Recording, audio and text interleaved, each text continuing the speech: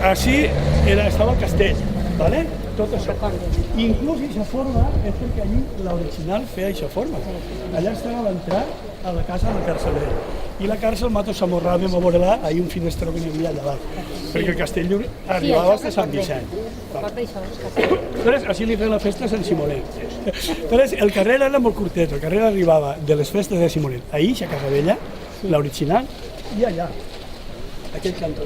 I com no havia espai perquè el sant rodara, i així estava tot delimitat, no podia entrar al terreno de Sant Roc, ni al terreno... Entonces, arribava així i entrava per Casa Boix.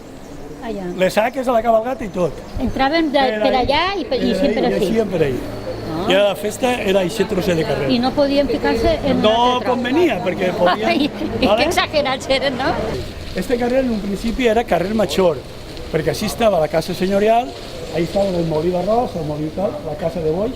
La casa de Boix, el forn, el que diem forn de Rosita, que tot això ha desaparegut. Aquest carrer no existia. Era tot domini del senyor de Sedaví. Cobrava dels vins i de tot el que se venera ahí, i el forn, que era propietat d'ell, i la carnisseria. I no se podia obrir ningun altre forn, ningun res sense permís d'ell. Antonio Tarazona va néixer en 1843 a Sedaví i fa estudis universitaris a València i a Madrid. I el mèrit més gran que tingué és que publicar treballs sobre els eclipses de sol de 1900, 1905 i 1912, però 9 anys i 12 anys abans de que se produïren, en una exactitud matemàtica.